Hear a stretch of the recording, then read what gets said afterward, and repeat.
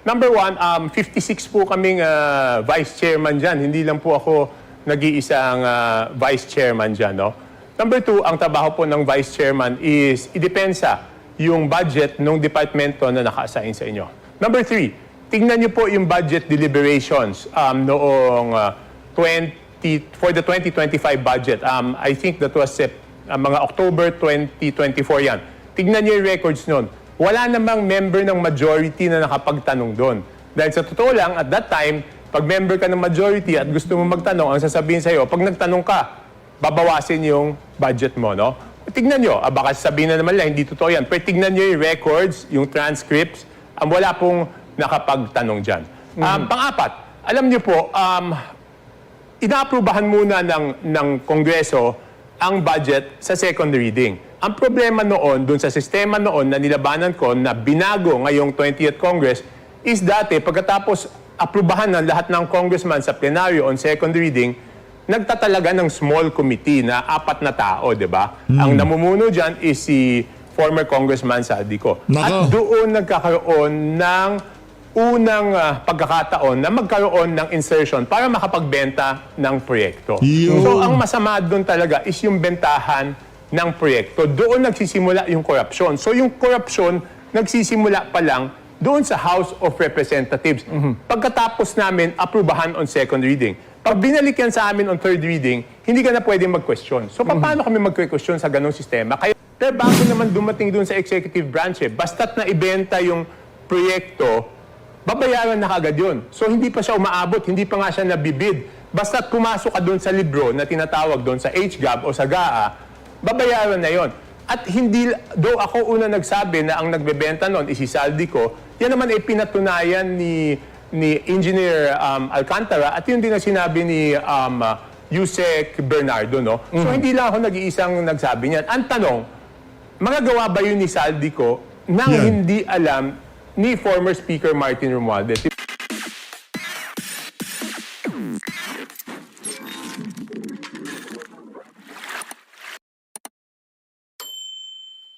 Matindi ho ito mga kababayan. SM, pinasinungalingan ho yung mga sinabi nitong si Trililing kahapon diyan sa nangyaring hearing ng Injustice Committee. Ibang klase ka talaga, Trililing.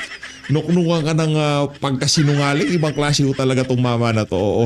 At dito rin ho sa video na to, pag-usapan ho natin ang pagsupalpal nitong si Congressman Toby Chanco dito kay Martin Romualdez. Hindi naman pala totoo yung sinasabi ni Tamba na walang kinalaman ng Kongreso pagdating sa usaping insertion at bentahan ng project. Naku, talagang maghahalo ho ang balat sa tinalupad dito sa video na to. Unahin na ho muna natin to kay Congressman Toby Chanco. Mabilis lang ho ito, tapos babaran ho natin at soplakin ho natin itong si Trililing dito sa video na to. Unahin na ho muna natin itong si Kong Toby. Yay! Kaugnay sa issue ng flood control projects, makakapanayan natin live si Navota City Representative Toby Chanco. Magandang umaga at welcome po sa Balitang Hali. Hi, Rafi. Bago ho itong video na to, bago ho ito. Yes, magandang umaga. Opo. Isa po kayo sa mga nabanggit ni dating House Speaker Martin Romualdez sa kanyang pahayag kahapon. Vice Chair of the Appropriations Committee daw kayo sa previous Congress. Pero bakit hindi raw na-bring up yung concern sa budget process? Okay, number one, 56 po kaming vice chairman dyan. Hindi lang po ako nag-iisang vice chairman dyan. No? Number two, ang trabaho po ng vice chairman is idepensa yung budget ng departamento na naka-assign sa inyo. Number three, tingnan niyo po yung budget deliberations noong for the 2025 budget. I think that was mga October 2024 yan. Tingnan niyo yung records noon. Wala namang member ng majority na nakapagtanong doon. Dahil sa totoo lang, at that time, pag member ka ng majority at gusto mo magtanong, ang sasabihin sa'yo, pag nagtanong ka, babawasin yung budget mo, no? Tignan nyo, baka sabihin na naman lang, hindi totoo yan. Pero tignan nyo yung records, yung transcripts, wala pong nakapagtanong dyan. Pang-apat, alam nyo po, inaaprubahan muna ng Kongreso ang budget sa second reading. Ang problema noon, dun sa sistema noon na nilabanan ko na binago ngayong 20th Congress, is dati, pagkatapos aprubahan ng lahat ng congressman sa plenaryo on second reading, nagtatalaga ng small committee na 4 na tao, di ba? Ang namumuno dyan is si former Congressman Saldico. At doon nagkakaroon ng unang pagkakataon na magkaroon ng insertion para makapagbenta ng proyekto. Yun. So ang masama doon talaga is yung bentahan ng proyekto. Doon nagsisimula yung korupsyon. So yung korupsyon nagsisimula pa lang doon sa House of Representatives. Pagkatapos namin aprubahan on second reading. Pag binalik yan sa amin on third reading, hindi ka na pwedeng mag-question. So paano kami mag-question sa ganong sistema? Kaya nga, yun ang pinaglaban natin at dito sa 20th Congress, yan yung isa sa pinakamalaking reformang ginawa, wala ng small committee. Paano po na-select yung, paano po pinili yung select committee na yon, yung membro na apat na binabanggit nyo? Siyempre, ima-manifest yan sa floor. Siyempre, since may supermajority, wala naman tututol doon, di ba? So, yun ang nangyayari. So wala po kayo sa deliberasyon doon sa sinasabi nagkaroon ng mga insertions? Hindi, wala. Okay, buti na tanong mo yan. Hindi po ako miyembro ng small committee at hindi rin ako miyembro ng BICAM. Though isa ako sa 56 na vice chairman ng Committee on Appropriations. Yan ang pinakamalaking committee, 143 members yan eh. Kung noon man or ngayon, looking back, meron bang red flag kayo nakita nung may deliberation doon sa budget? Hindi, yun na nga, di ba? Sabi ko nga, nung 19th Congress, ang pang-apat na balik ko na yan doon sa Kongreso, noon lang nagkakaroon talaga ng bentahan ng proyekto. Kaya yung sinasabi ni former Speaker Martin Romualdez na executive branch ang nagpapatupad. Wala, para dito kay Martin Romualdez, garabyado ka dito. Hindi mo kaya to eh. Hindi mo kaya magpa-interview ng ganito kagaya ng ginagawa nitong si Toby Chanco. Pupunta sa studio ng GMA News, magpapa-interview. Hindi mo kaya to, Brad? Hindi, wala ka na dito. Yari ka dito. Ay, kumbaga, ika nga talo ka dito sa mga argumento na to. Ngayon, pagkakaya mo nang magpa-interview kagaya ng ginagawa ni Kong Toby na to, yan, makakapalag ka na dyan. Yan. Pero bago naman dumating doon sa executive branch basta't na ibenta yung proyekto, babayaran na kagad yun. So hindi pa siya umaabot, hindi pa nga siya nabibid. Basta't pumasok ka doon sa libro na tinatawag doon sa HGAB o sa GAA, babayaran na yon.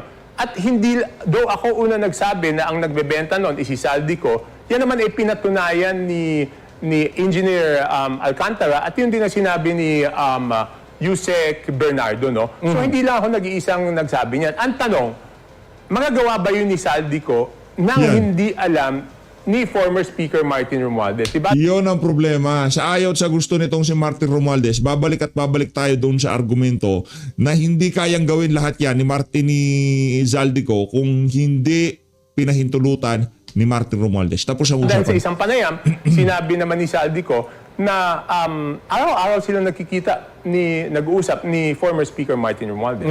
Bago po ito maisiwalat sa mga congressional inquiries, lumabas na po ba ito? Alam na ba ito ng ibang mga members ng Congress yung sinasabi niyang bentahan?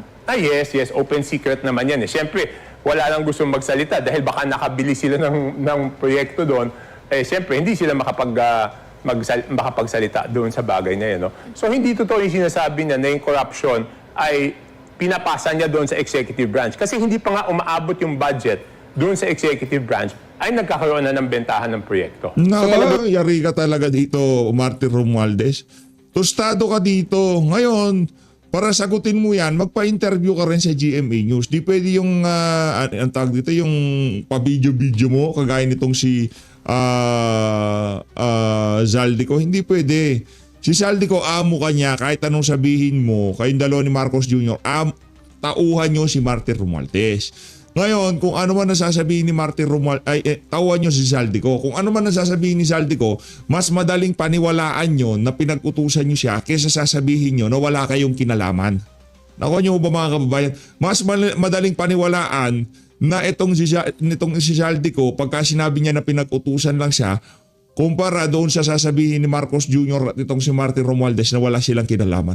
Mahirap pong paniwalaan yun mga kababayan. Ikaw nag-i-implement ng project, ikaw nag-check sa mga project kung tama pagkagawa, executive ka, DPWH, COA, nasa iyo lahat yun. Tapos sasabihin mo, bigla nagkaroon ng ghost project. Pananagutan mo yun.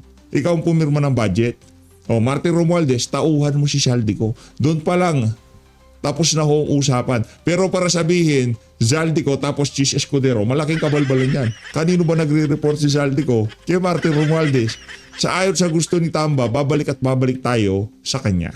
Tingin niyo po mas marami pang madadamay o masisiwalat ng mga members of Congress dito? Depende yan.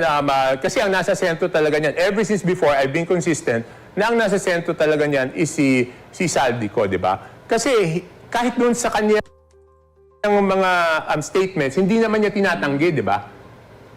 Sinasabi lang niya na alam yun ni former Speaker Martin Romualdez. Yun ang sinasabi niya doon sa kanyang mga statements. Nababanggit niyo po si former Congressman Zaldico. Ano pong reaksyon niyo sa kanyang pagkakaaresto? Makakatulong ba ito sa investigasyon ng gobyerno?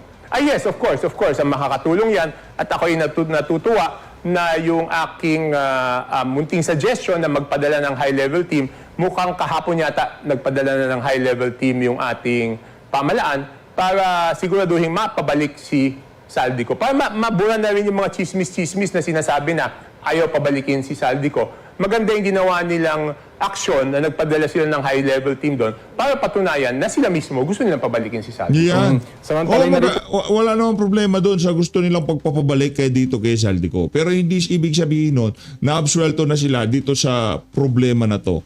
Ano ho yan kumbaga panibagong diversion na naman ng mga ano yan, ng mga bangag yan di ba? Pinapauwi namin itong si Saldico kaya ika nga ano kami dyan, absuelto kami dyan sa problema na yan. Napakalaki yung kasinungalingan yan mga kababayan. Ginagamit lang mahiya naman kayo. Parang ganun lang ho yun. Mahiya naman kayo statement ni Marcos Jr. Uwi ka na Saldico. Parang ganun lang. Mahiya naman kayo. Walang nakulong. Uwi naman kayo Saldico. Pero alam naman niya na siya talagang ingunguso nitong si Saldico. Hindi ko alam. Baka iba na script nitong si Saldico. Baka nabayaran na siya o kung ano pa man. Pero kahit na anong mangyari dyan, ayon sa gusto ni Martin Romualdez, may sabit siya dyan. Mamaya magpapalabas tayo ng mga larawan na kung saan sinasabi ni Martin Romualdez hindi siya nagpupunta doon sa Baykam-Baykam. Mamaya papakitaan ko kayo na nagpupunta siya sa Baykam-Baykam.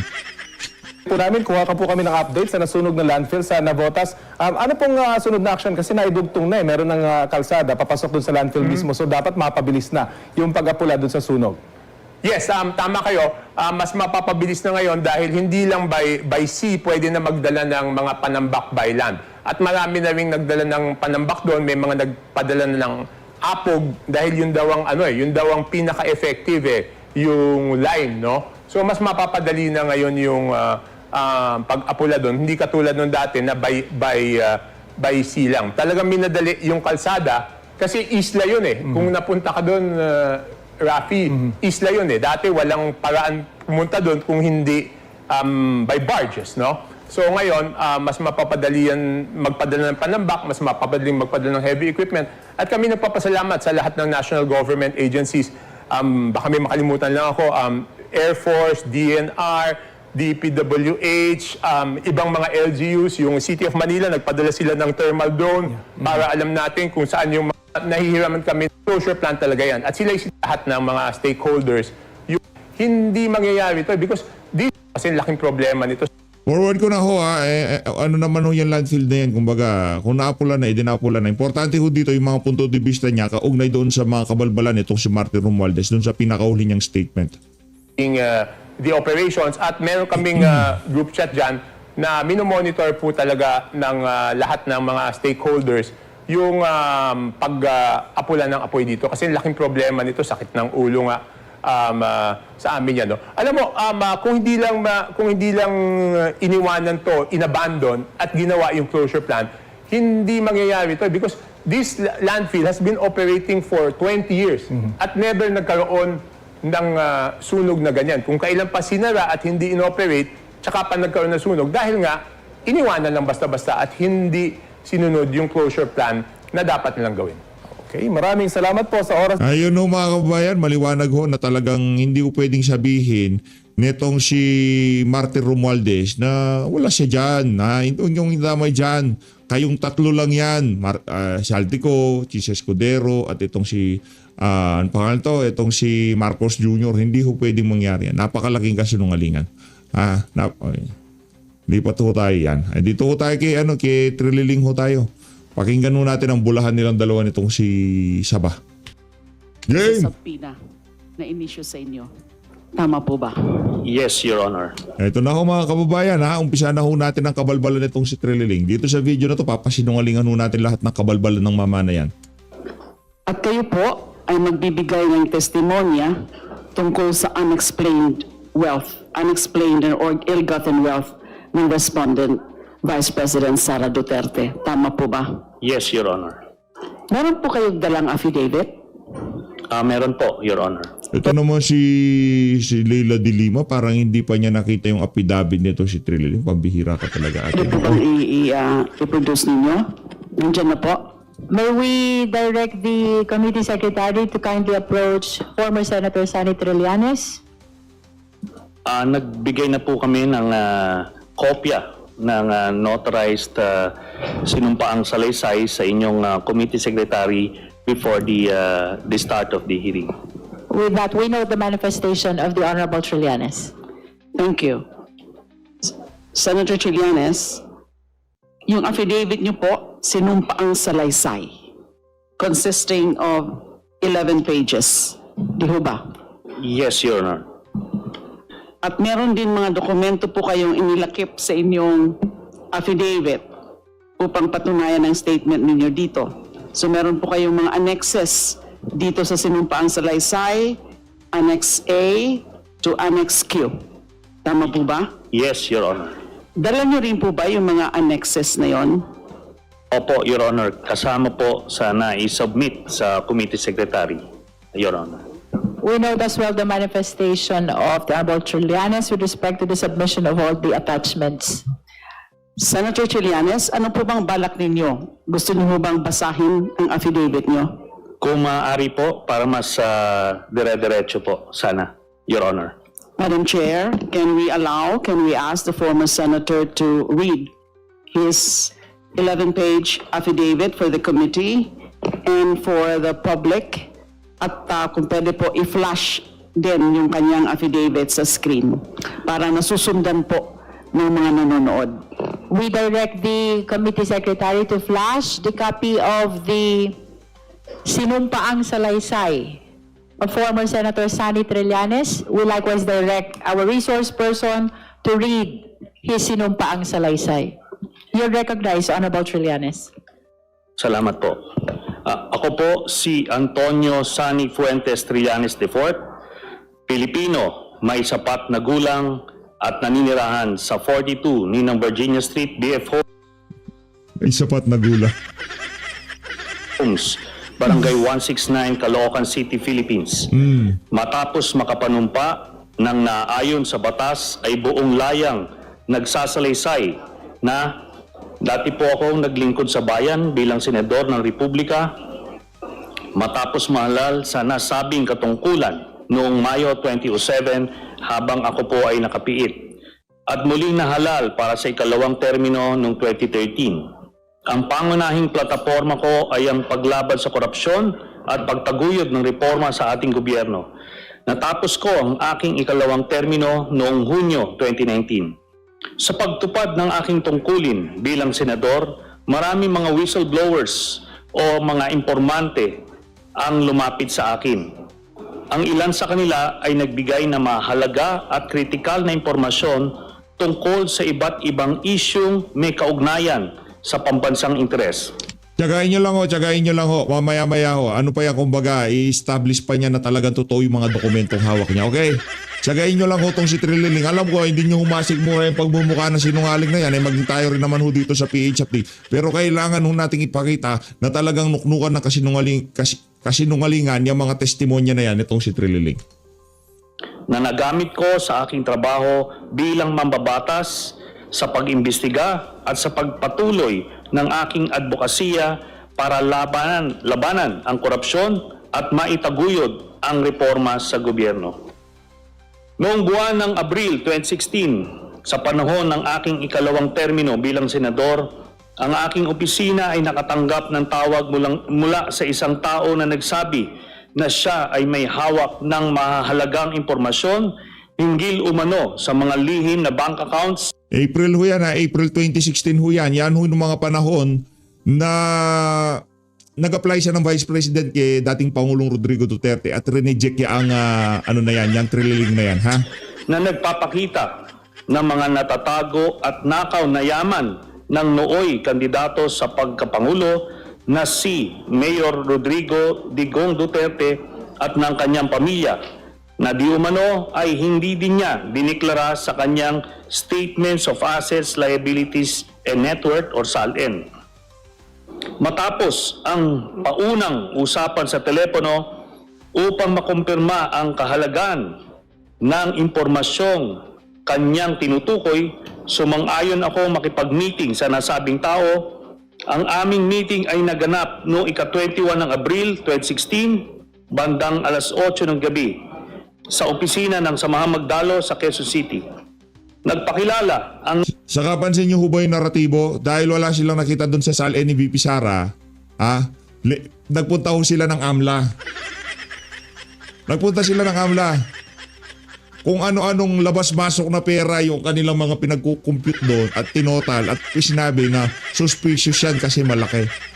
Pagkatapos na-establish na marami silang business, maraming pinagkakakitaan ito si Manasseh Carpio at itong si VP Sara Duterte, sasabihin, suspicious. Palakpakan mo tayo mga kababayan.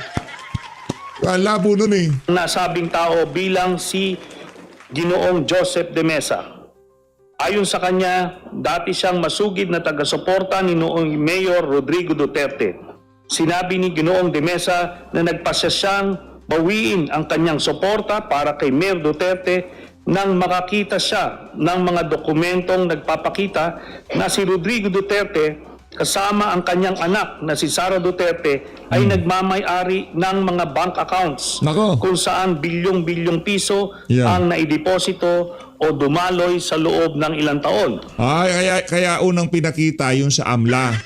Yung dumaloy na pera. Palakpakan. Talagang scriptwriter ho talaga to. Magaling ho. Na-execute ho nila yung kanilang kanilang mga kasinungalingan kahapon dyan sa Injustice Committee. Pero dahil nga kasinungalingan yan, marami hong butas yan, ika nga. Taling natin. Sinabi ni Ginoong de Mesa na nakuha niya ang mga dokumentong ito mula sa isang malapit na kamag-anak niya na nagtatrabaho sa isang ahensyang may kinalaman sa investigasyon ng mga nakaw na yaman ng mga opisyal ng gobyerno. Sa aming pagpupulong, binigyan ako ni Ginoong de Mesa ng mga kopya ng mga dokumento. Okay, skip na ho tayo ha. Papakita na ho nitong si Trililing yung mga kopya ng mga dokumento. Gusto nyo pa ho pakinggan itong opening salvo nitong sintu-sintu na to. Doon na tayo sa mga dokumento. Wala akong kwenta yung mga sinasabi niya na yan. Doon tayo sa mga dokumento. Tignan ho natin kung talagang mayroong bitaw yung mga dokumento na yan. Game. 11, nakatanggap si Sara Duterte Yan. ng 7,440,846.07 pesos mula sa drug lord na si Sammy Uy. Nako, paano naging drug lord itong si Sammy Uy? Anak ng Petrang Garapata. Bakit biglang naging drug lord si Sammy? Kawawang Sammy Uy. Gusto niyo pa makita credential nitong si Sammy Uy? Papakita ko sa inyo mamaya. Drug lord. Noong 25 October 2011, Madami-dami ho talaga problema ang kakaharapin itong Trililing na to sa totoo. nakatanggap muli si Sara Ayan. Duterte ng kaparehas na amount na Ayan. 7,440,846.07. Ano yan eh, kasi napakadumi ho ng administrasyon. Napakarami ho nilang kapintasan, di ba? Pagdating sa flood control, mali-maletang pera. Kaya hindi lang dapat sila ang maging madumi, kailangan gumawa sila ng invento. Yung kasing sa kanila, totoo eh.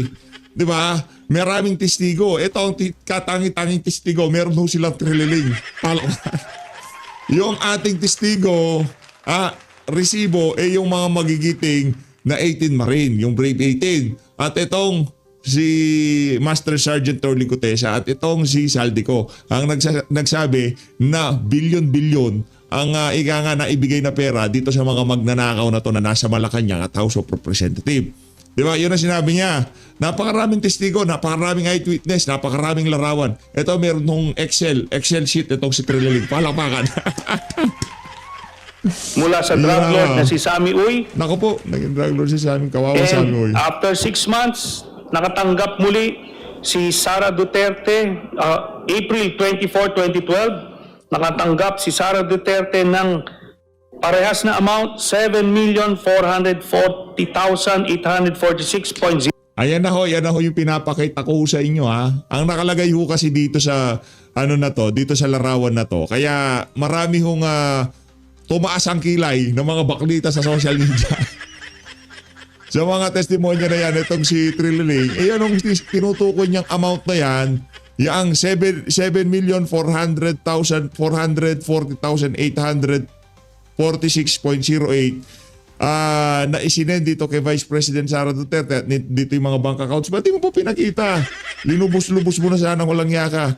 Yung problema ho dito mga kababayan, ang nakalagay ho dito, noon daw October 25, 2011. Yan o. Kasi sabi nga, falsus in uno, falsus in omnibus. Prinsipyo yan ng mga abogado eh. Sinungaling ito, hindi lang naman kasi dito eh. Puro kasi sinungaling kasi itong si Trililing. Ito. Nakita nyo mga kababayan. May pinadalhan daw ho noong October 25, 2011 at noong April 24, 2012. Ng nagkakahalagang magkaparehong amount na 7,440,846.07 pesos. Yan ang sinasabi niya kay Sara Zimmerman Duterte. Ayan, maliwanag ho dito. 2011 saka 2012. Kaso ang problema ho dito mga kababayan, base ho doon sa pagka tinanong nyo kay Google, nabuksan ho yaang SM Lanang na yan, BDO Lanang, okay? SM Lanang kasi yung BDO lagi nasa loob ng SM yan. Nasa loob ng SM yan. Nabuksan ho yung SM nung pa lang noong September 28, 2012. Kahit itong kahit itong pinaka-latest na to, itong pinaka-latest na 2012, April 2012, hindi pa rin ho bukas ang SM Lanang dyan sa mga panahon na yan. Yung BDO Lanang, hindi pa ho, bukas dyan sa mga panahon na yan. April pa lang ho yan magbubukas pa lang ho yung SM Lanang sa September pa ho. Nag-time travel ho itong Trililing na to. Nag-time traveler ho ito, nakikita ho niya ang hinaharap. Baka nakabatak na rin itong mama na to. Nakalatawa. Habang sinusulat mo ba yan mga na Trililing, sumisinghot ka rin. Lanya ka, nuklukan ka talaga ng sinungaling. Tapos pagdating dito kay Sami Uy, ayan o mga kababayan, si Sami Uy, ito. Ngayon, binibida nila, yan, malapit sa mga Duterte yan. Teka lang, bakit ka meeting nitong bakit ka meeting nitong si Martin Romualdez, si Sami Uy dito sa picture na to? Bakit nandyan na naman si Boy, nandyan na naman siya, kaparehong damit, magkakaparehong damit, kartisikol to. Sino nagdala kay Sami Uy dyan kay BP Sara? Magkaparehong damit, pareho ang damit nilang dalawa nitong si Tubbs, itong butones, itong kulay, tsaka yung hairdo, na napaka weirdo.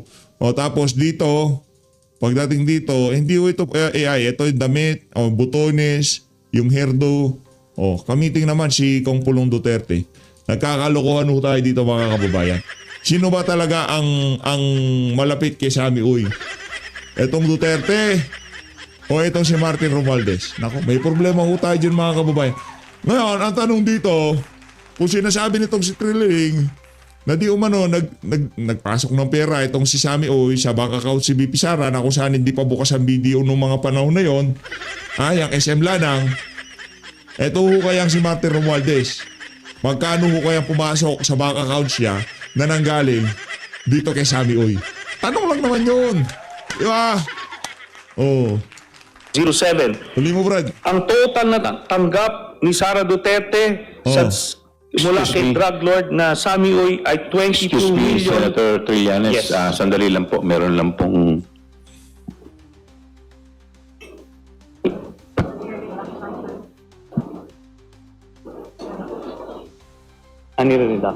Please continue po. Okay. Ang total po na natanggap ni Sara Duterte mula doon sa drug lord ni si Sami Uy ay Drug lord. Aray mo. 22,300,000. Sami Oy, tinatawag kang drug lord nito. Hindi ka makakana dito, Sami Oy. Nasaan ba si Sami Oy ngayon? 22,000 Tago muna, Sami Oy, tago muna. Tago muna pagka ano. Kasi lahat ng mababanggit dito sigurado pahihirapan ng administrasyon nitong si Marcos Jr. Anak ng toko. Ang laking perwisyo sa bansa nitong ano na to. Bakit pa nagkaroon ng trilya sa bagay, no? Yan talaga, demokrasya yan. Ika nga, kahit na puro kabalbal na sinasabi, puro kasinungalingan na linalabas, dahil nga demokrasya tayo, at wini-weaponize ng mga kalaban ng mga Duterte, yung House of Representatives, pantakin yung dami natin problema. Pinag-uusapan natin yung mga kasinungalingan nitong pwede siyang tuloy. Nitong trililing na to. 538.21 habang mayor siya ng Davao City. Mr. Chair, very good po. We were just about to request po na i-flash na sa screen. We were just about to request po sana to flash sa screen yung matrix, pero ito, naka-flash na po. Thank you. Thank you. Please proceed, Senator Trillanes.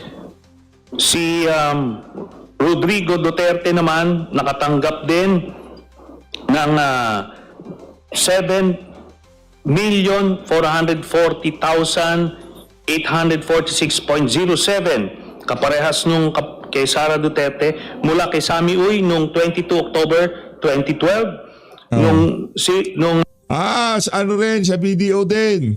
Aba, ayos Anak ng toko, hindi pa bukas nga BDO dyan. 04 April 2013, muling nakatanggap ng pera si Rodrigo Roa Duterte ng 7,440,846.07 mula kay Sami Uy. Ang total natanggap na Ang tanong ho ba dito, tayo ho ba dito sa PH Update na babahala? Diyan sa mga dokumento na yan. Ang mabilis na sagot, chill lang ho tayo. Wala ho tayong pakialam dyan. Wala akong naniniwala ang mga, yung base nitong si dating Pangulong Rodrigo Duterte, nitong si VP Sara Duterte. Base yung base na yon, yung mga hindi binabayaran, natatanggap yan, base yan. Kahit na anong gawin mo, talagang taga-suporta yan. Kasi yung mga yung mga taga-kabilang parlor, yung mga Italianista ensaymada, kaya lang may base yan kasi may binabayaran. Okay? May binabayaran ho yung mga yan. Yung mga vlogger nila, bayad ho lahat ng mga yan. At tayo ho dito, nising kumbingi, wala pa ho tayo natanggap sa mga Duterte. Yun ang ating sigurado dito mga kababayan. Yun ang taas na ko masasabi sa inyo, nising kong duling, wala pa ho tayo natanggap sa mga Duterte. Pero yung ating pagsuporta sa kanila, anak na to ko, hanggang yan, hanggang dulo ho yan. Kasi pagka naniwala kayo sa naratibo na yan, anak na to ko, malaki ho problema natin dito sa bansa na to. Alam ho kasi nito mga individual na to na tanging Duterte lamang ang makakapagpakulong at makapaglalagay sa tamang direksyon dito sa bansa na to. Maliban sa mga Duterte, wala ho tayong nakikitang ibang apelido ang makakagawa sa nagawa nito si dating Pangulong Rodrigo Duterte. Tapos ang usapan. Rodrigo Duterte ay 15,656,692.14. Ito po ay mga manager's checks mula kay Sami Uy. Kay Sebastian Duterte naman. Bakit kailangan ni Saba, si Baste, si Kitty, lahat ng Duterte? Bakit? Kasi nga ho mga kababayan, sila ho yung pinupustura kung sakaling ma-impeach si BP Sara.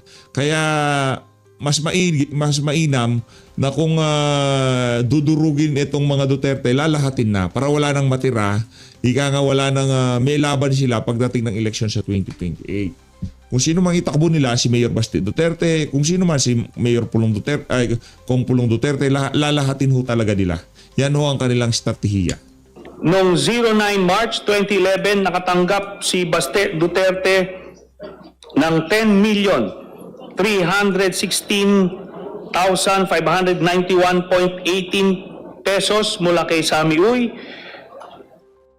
Again, noong 25 October 2011, nakatanggap si Baste Duterte mula kay Sami Uy ng 10,316,592.68. Noong 23 April 2012, nakatanggap si Baste Duterte mula kay Sami Uy ng parehas na amount, 10,316,592.68 pesos.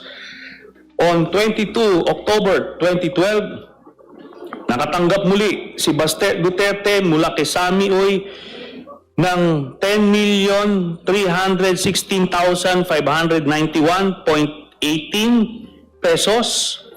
Noong 10 April 2013, nakatanggap si Baste Duterte mula kay Sami Uy ng 10,316,591.18 pesos. So ang total na natanggap ni Baste Duterte mula sa drug lord na si Sami Uy ay 51,582,958.80 pesos, all in manager's checks. Kay Pulong Duterte naman, Pulong naman 14 March 2011, nakatanggap si Pulong Duterte mula kay Sami Uy ng 9,703,609.39 pesos. On 25 October 2011, nakatanggap si Pulong Duterte mula kay Sami Uy ng 9,703,609.39 pesos. On 24 April 2012, nakatanggap si Pulong Duterte mula kay Sami Uy ng 9,703,609.39 pesos. On 22 October 2012, nakatanggap si Pulong Duterte mula kay Sami Uy ng 9,703,609.39 pesos, all in manager's checks. All in Ang manager's check. total na natanggap Kaso yung BDO ho nun, BDO Lanang, SM Lanang, diyan sa PETSA ho na yan, dito sa PETSA ipinapakita na to ni Trililing, hindi pa ho bukas yung SM Lanang sa mga panahon na yan. Okay? Hindi pa ho bukas ang SM Lanang dyan. Ito. Baka sabihin ng mga kasama natin dito. Ito ho, dyan. Ayan o, BDO Unibank SM Lanang. Hindi pa ho siya bubukas yan sa PETSA na yan ha. Sa September pa lang ho siya magbubukas. Medyo advance lang. Nakatayo doon, yung si Sami Uy. April pa lang, inaabangan niya magbukas ang SM Lanang. Pagka may SM, may BDO. Doon ho talaga yun eh. Pagka may SM, may BDO. Ngayon, ganito ho yan. Si Sami Uy, April pa lang, kasi sa September, anong petsa pagbubukas ng September 28, 2012 pa lang magbubukas siya ang SM Lanang. BDO SM Lanang. Si Sami Uy, nakatayo siya doon sa pinagtitirikan ng SM, doon sa harap ng kung saan nilalagay yung video, nakatayo siya doon from April to September. Ganon ho katindi yung mga Tanggap ni Pulong Duterte mula sa drug lord na si Sami Uy ay 38,814,437.65 pesos. On March 29, 2011, nakatanggap naman si Hanilet Abansenya mula kay Sami Uy ng 10,650,000 pati itong si Ma'am Hanilet Abansenya, nadamay na din. Baka itakbo din siya presidente, gano'n. Walang iya talaga. 55,371.81 pesos.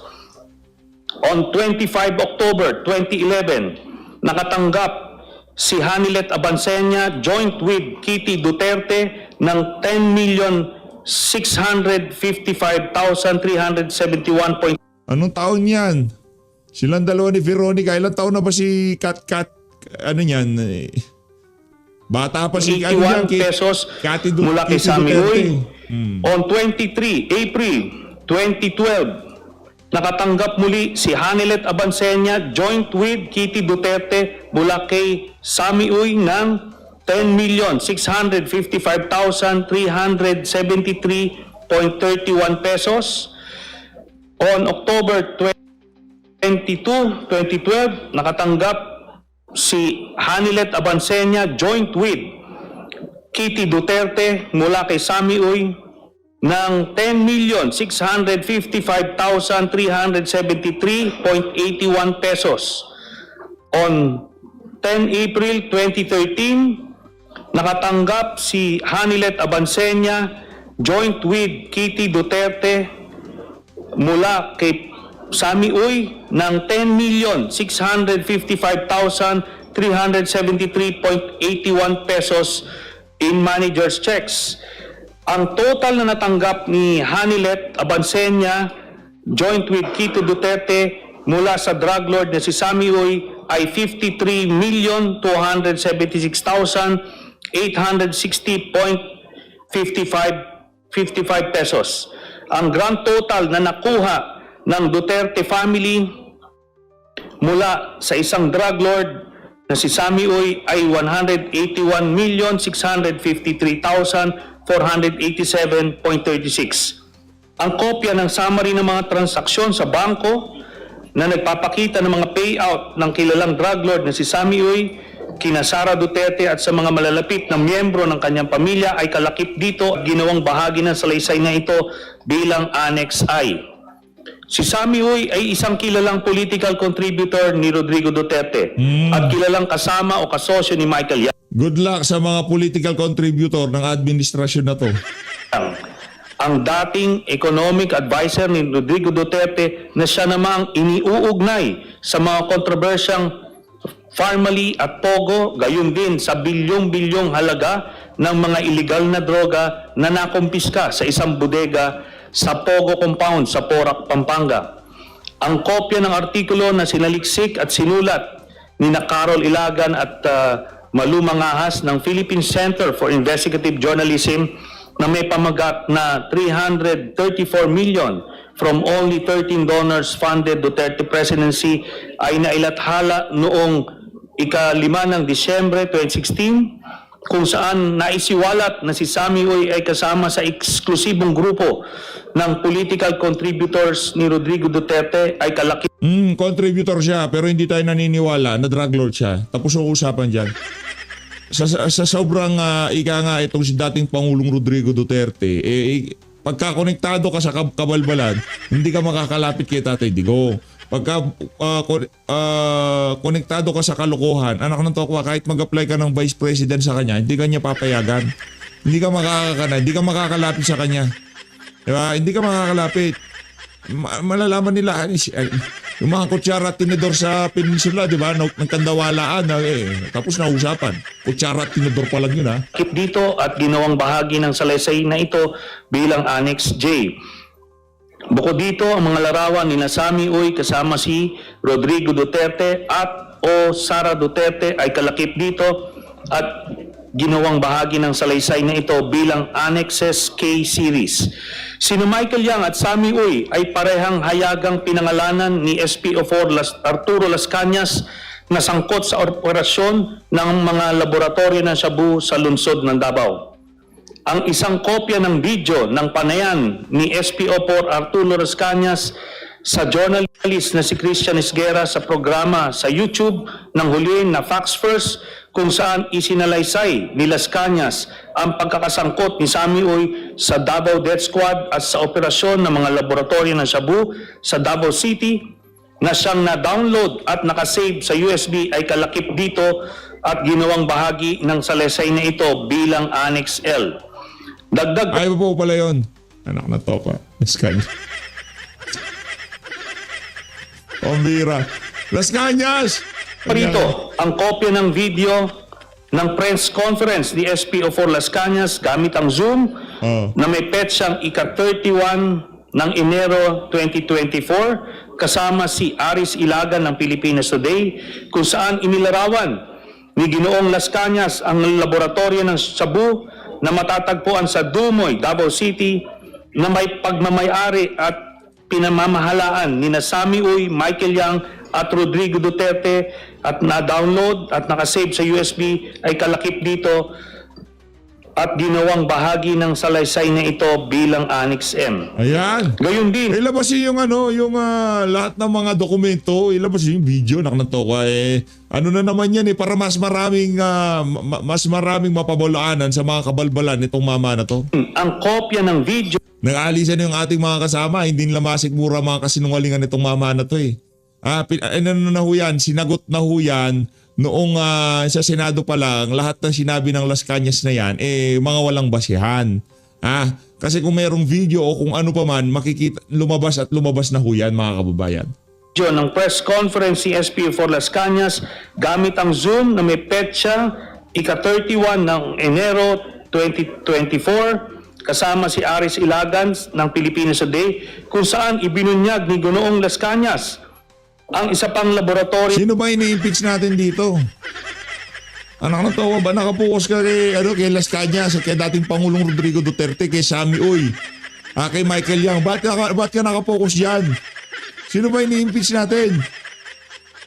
Yan ang shabu na matatagpuan sa Green Heights Subdivision na magmamayari at pinamamahalaan din ni Sammy Uy at Michael Yang. Ganon din ang pagpaslang ng mga kawawang construction workers doon na na-download at nakasave na sa USB at kalakip dito ginawang bahagi nito bilang Annex N. Si Ginoong Las Cañas ay kusang loob na umaming isa siya sa mga pinuno ng Davao Death Squad at tinanggap bilang testigo ng International Criminal Court sa kasong may kinalaman sa extrajudicial killings laban kay Rodrigo Duterte. Kailanman ay hindi itinanggi ni Duterte ang mga paratang ni Ginoong Las Cañas na makailang beses na lumabas sa publiko. Ay na nga mga kababayan, kung gusto nyo panoorin yung kabuuan ng mga kabalbalan, kasinungalingan na yun ni Trililing, mga walang basyang akusasyon sa mga Duterte, punta lang ho kayo dyan sa House of Representatives. Factory ho yan ng, ngayong mga panahon na to, yung mga committee dyan, especially yung Injustice Committee na yan, factory ho yan ng mga kasinungalingan laban sa mga Duterte. So always, mag-ingat ho kayo lahat. Mahal natin. Maraming salamat mga kababayan. Pagdasal na lang ho natin yung si Trililing. No? Kung hindi na ho magbabago yan, forever na hong ganyan yan. Pagdasal na lang ho natin. Na ika nga tanggapin na niya na wag na niya masyadong dibdibin yung pagkakapahiya niya kay dating Pangulong Rodrigo Duterte kung hindi siya tinanggap bilang kanyang katandem noong 2016 presidential election. Maraming salamat po mga kababayan. Mag-ingat po kayo lahat. Mahal lahat ng Pilipinas. Ang bottom line dito, wala ho tayong pwedeng paniwalaan ni isa sa mga salitang lumabas sa bunganga ng mamanayan.